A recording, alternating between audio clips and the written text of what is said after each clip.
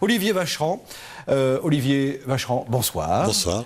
Pour nous parler cette fois, on n'en a qu'un exemplaire sous les yeux de votre innovation qui cartonne véritablement partout en France et bien au-delà des frontières nationales. C'est la guillotine à saucisson. C'est ça. Voilà un drôle de nom, ma foi, pour un appareil bien pratique que vous nous expliquerez tout à l'heure. La société Seau Apéro, alors je le répète, je rectifie le tir, vous avez vu, Seau Apéro, c'est Seau Apéro. Seau Apéro. Là, tellement bon. Apéro. Bon, en quoi? En anglais, tellement apéro. Bien entendu, j'allais vous le dire justement. Olivier Vacheran, on se connaît un petit peu, je ne voudrais pas non plus dévoiler votre vie personnelle. Bon, vous avez été il y a très longtemps journaliste de la presse écrite, et puis vous vous êtes lancé dans cet appareil on va le tester dans un instant, c'est-à-dire la guillotine à saucisson. Alors passer du journalisme, c'était le journalisme économique en plus, à une guillotine à saucisson. Mais que s'est-il passé? Je le sais même pas moi-même. Non, en fait, j'ai eu une idée. J'ai vu.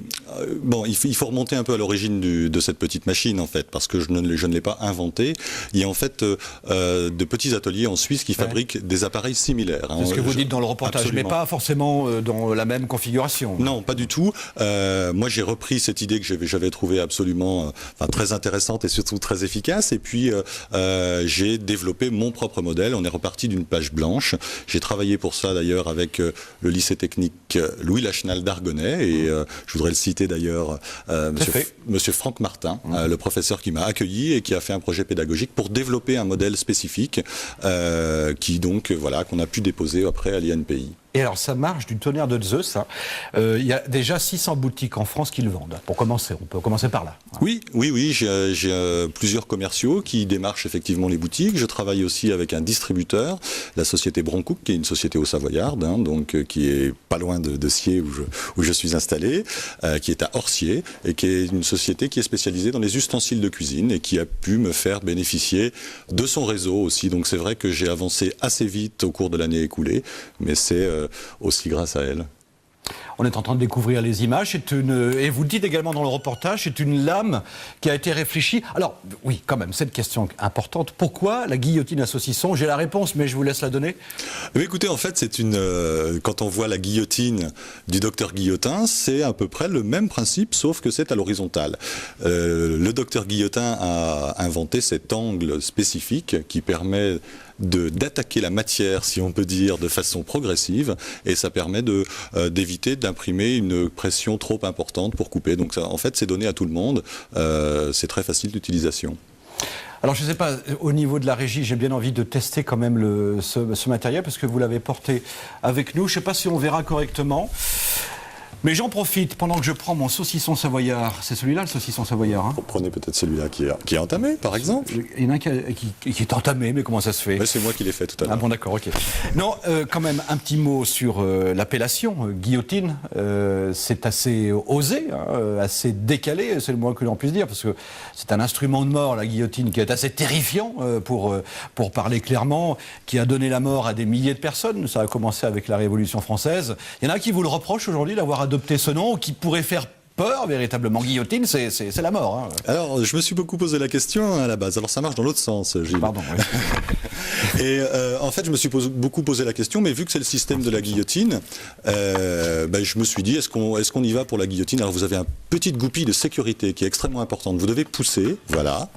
Alors là, je ne sais pas si on vous voit bien à l'écran. Attendez, je vais m'adapter à la caméra. Voilà, c'est bon. Voilà. Merci. Alors, vous présentez votre saucisson. Damien Rémy, qui réalise ce soir, je crois, ou Loïc Caron.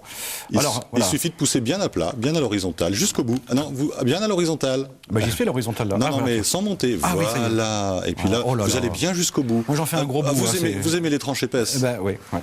Voilà, parce que ça permet en fait de couper des tranches très fines. Alors ça coupe vraiment parfaitement bien. C'est impressionnant. Oui. D'ailleurs, ça peut couper autre chose. Oui, absolument. On peut couper des légumes, on peut couper du pain, on peut couper toutes sortes de choses. C'est facile, simple. Et pour ce saucisson au Beaufort, vous en voulez un petit bout? Oui. Allez, tenez, saucisson au Beaufort. Vous avez répondu, du coup, je ne vous ai pas écouté, Olivier. Alors merci, mais si je parle, je vais éviter le saucisson si vous me posez encore des questions. Alors quand on a fini, on remet le petit cran de sécurité et on risque plus rien comme ça. Oui, parce qu'on risque pas de se couper en plus. Alors, en fait, oui, je me suis posé la question parce que c'est vrai que c'est un appareil un peu qui peut être un peu sordide ou rappeler des mauvais souvenirs, mais il existe des guillotines à cigare, par exemple, donc, et puis je me suis dit que les gens se souviendraient plus facilement de ce nom. Alors j'ai quand même certains de mes clients qui n'osent pas prononcer le nom, hein. C'est quelque chose de difficile pour eux. Mais bon, je pense pas que ça me porte préjudice. D'autant que dans la gamme de produits que vous proposez, décidément vous le faites exprès, oui. Il y a la guillotine donc à saucisson, et puis juste à côté on le voit là, juste ici, regardez, hop, vous avez la potence voilà, saucisson. Ça, la potence. C'est une obsession chez vous. Bon, pourtant je suis plutôt quelqu'un qui aime la vie, mais effectivement c'était le clin d'œil, et puis voilà.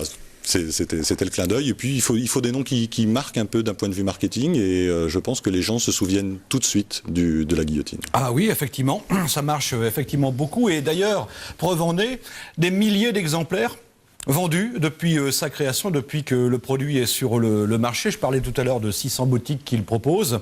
Alors, pas dans la grande distribution, c'est un choix délibéré. Écoutez, on ne peut pas être partout, hein. Moi, je propose un produit qui est fabriqué de façon artisanale, qui est 100% français, donc je voulais des points de vente qui correspondent à cette image. Donc c'est pour ça que je me concentre essentiellement sur les magasins de spécialités régionales en station, par exemple, les bouchers, charcutiers artisanaux, et puis aussi les magasins d'art de la table et essentiellement des magasins indépendants. Voilà. Et le produit arrive à l'export, ça veut dire qu'on mange du saucisson aussi ailleurs qu'en France, mais je ne le crois pas. Mais j'ai été épaté de ça, parce qu'en fait, partout où il y a un Français, il y a du saucisson. Et oui, c'est assez... les expatriés sont malheureux à l'étranger sans leur saucisson, ils en font venir. J'ai même un contact avec un fabricant de saucissons qui est installé à Brisbane, en Australie, qui est un Ardéchois, qui a vécu à Bon-en-Chablais en plus. Et donc on est en contact justement pour voir si on peut développer quelque chose en Australie, mais bon, voilà, la machine est déjà vendue au Canada, elle est déjà vendue en République tchèque, à Moscou. Vous êtes surpris du succès de la guillotine à saucisson ? Non, je ne suis pas surpris parce que je croyais à ce projet, sinon je ne me serais pas lancé.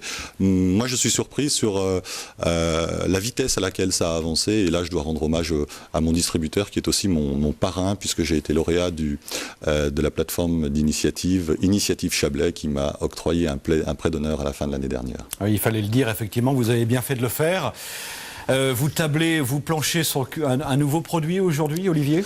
Alors, déjà ce qu'on peut dire, c'est qu'il existe un modèle qui est spécifique pour les gauchers, parce que certains gauchers ont du mal à utiliser les appareils pour droitier, donc elle est disponible. La guillotine à saucisson version gaucher est disponible. Comme vous le disiez tout à l'heure, nous avons également la potence, et puis je développe toute une sorte de petits produits annexes, comme des plateaux, des petites planches, et puis j'ai quelques idées dans le tiroir, mais il faut toujours un peu de temps pour avancer et puis passer au stade industriel. Comme quoi l'innovation, quand on arrive avec un produit nouveau, efficace, pratique, ça marche, il faut se battre, je n'en doute pas un seul instant, mais en tout cas on met toutes les chances de son côté. Oui, mais c'est vrai que ce n'est pas suffisant, c'est pas une condition suffisante d'avoir un produit innovant et efficace. Après, il faut pouvoir mettre en place toute la structure qui va autour, et notamment la structure de commercialisation. Donc trouver les bons commerciaux. Moi j'ai des commerciaux qui tournent pour trouver des points de vente, et c'est pas toujours très facile ça d'ailleurs à Certains fonctionnent très bien, d'autres beaucoup moins bien. Voilà, donc c'est un ensemble, hein, c'est des projets à beaucoup d'entrées en fait. Ouais, ouais. C'est un beau combat en tout cas réussi que vous avez mené. Merci Olivier. Merci à vous. De Sceaux Apéro d'avoir participé à cette émission.